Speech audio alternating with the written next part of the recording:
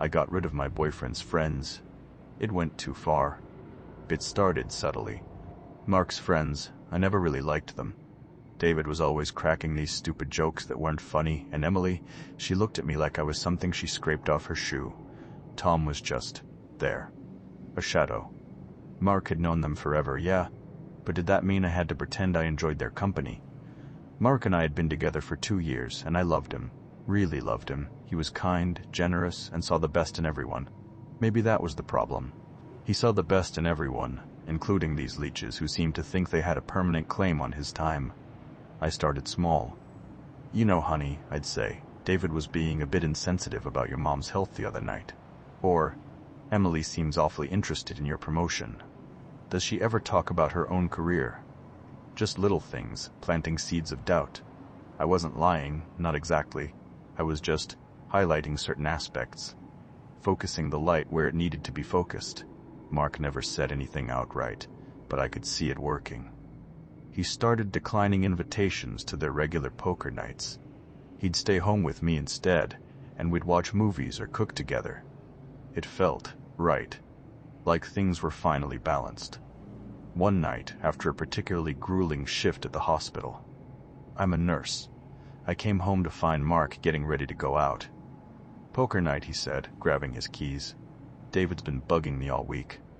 Something snapped. I didn't yell, didn't cry. I just looked at him, my eyes probably doing the work for me. "You promised we'd try that new Thai place tonight, the one I've been talking about for weeks." He hesitated. I can cancel." "No," I said, my voice tight. "Go. Have fun. I'll just eat leftovers. Alone." He looked miserable. And that's when I played my trump card. It's just, after what happened with Mrs. Henderson today, Mrs. Henderson was a patient who had died on my shift. A hard death. I'd been genuinely shaken. I just wanted a nice evening with you. A distraction. He caved. He always caved. "Okay," he said, putting down his keys. "Thai it is." The relief I felt was immense, but it was quickly followed by a surge of guilt. Was I being manipulative? Maybe. But I was doing it for us. For our relationship. Mark deserved someone who put him first, and I was willing to be that someone.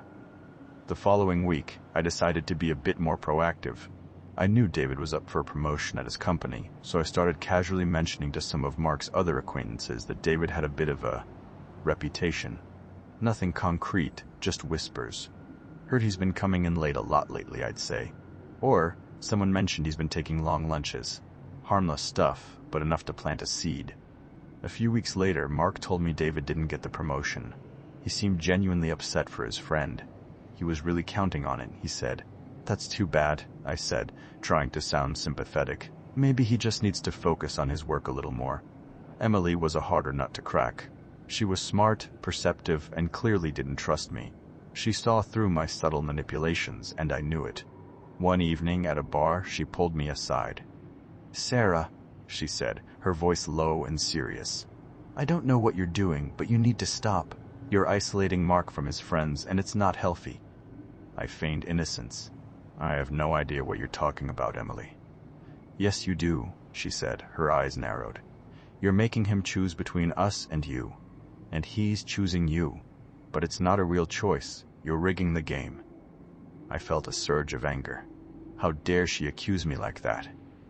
"You're just jealous," I spat. "You're jealous that Mark loves me and not you." She laughed, a short, bitter sound. "Honey, Mark is like a brother to me. I just don't want to see him hurt." "And you're going to hurt him." That was it. I lost it. We got into a screaming match, right there in the bar. Mark came over and pulled me away, looking mortified. He took me home, and all the way back, he kept asking me what was wrong. I told him Emily was being crazy, that she was accusing me of things I didn't do. He believed me. He always believed me. After that, Mark and Emily barely spoke. Another win. But the guilt was starting to gnaw at me. I couldn't shake the feeling that I was becoming someone I didn't recognize. So, I decided to go to therapy. I told the therapist about my insecurities, about my fear of losing Mark. I painted a picture of Mark's friends as a toxic influence, as people who were holding him back. I made myself the victim. The therapist was sympathetic. She gave me tools to manage my anxiety, to communicate more effectively with Mark. But I didn't really use those tools. I just used the therapy sessions as a way to justify my actions, to convince myself that I was doing the right thing. Then, David disappeared. He just vanished. No note, no trace. The police investigated, but they came up empty. Mark was devastated. He kept saying that David would never just leave like that. I comforted him, told him that maybe David just needed a break, that he'd come back eventually. But deep down, I knew. I knew something was wrong. I hadn't done anything directly, not really. But I had created the conditions for something bad to happen. I had poisoned the well.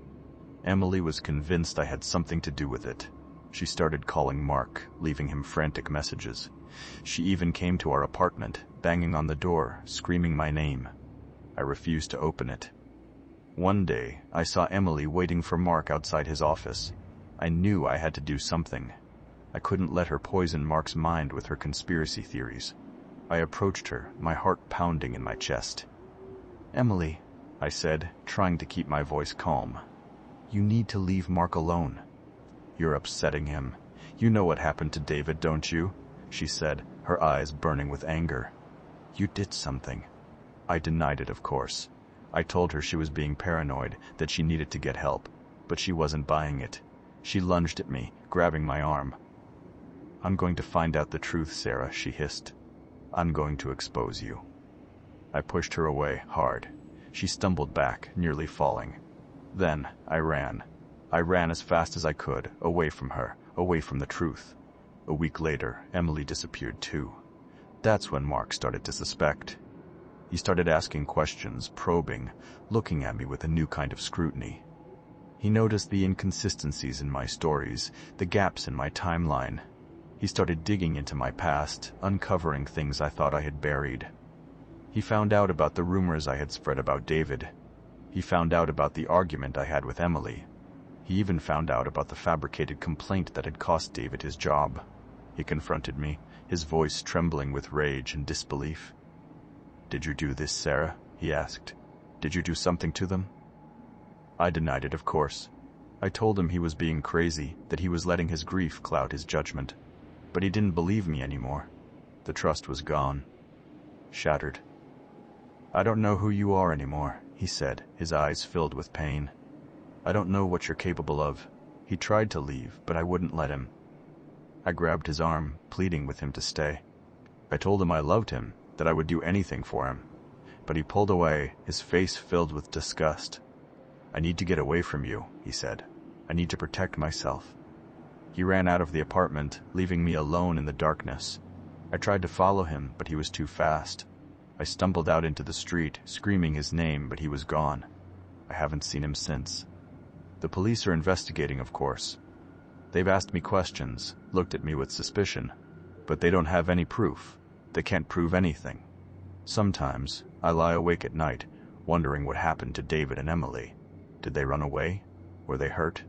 Are they gone? And then I start to wonder if I truly had something to do with it, or if it was all just coincidences. Maybe they were just unhappy. Maybe the world is just cruel, and it's all just a coincidence. But I can't help but shake that feeling, that gnawing feeling, that it was all my fault. And sometimes, when the wind is blowing just right, I swear I can hear them calling my name, whispering from the shadows, reminding me of what I've done. Last week, I saw Mark. From across the street, he was with someone else, laughing. He looked happy. I wanted to run over to him, to tell him I was sorry, to beg him to come back. But I couldn't move. I just stood there, frozen, watching him walk away. And then I noticed something else. The woman he was with, she had the same look in her eyes that I used to have, the look of possession. A chill ran down my spine. Yesterday, I woke up with a strange symbol carved into my arm. I don't remember doing it. It looks old, almost ritualistic. I looked it up, and the closest thing I can find describes it as a ward against malicious spirits. I don't know how it got there. or why. I went to my therapist today, but she wasn't there. Her office was empty, deserted. The receptionist said she hadn't seen her in days. She looked frightened. I don't know what's happening. I don't know what's real anymore. I just know that I'm scared. And I have this terrible feeling. This feeling that it's not over yet. That it's just beginning.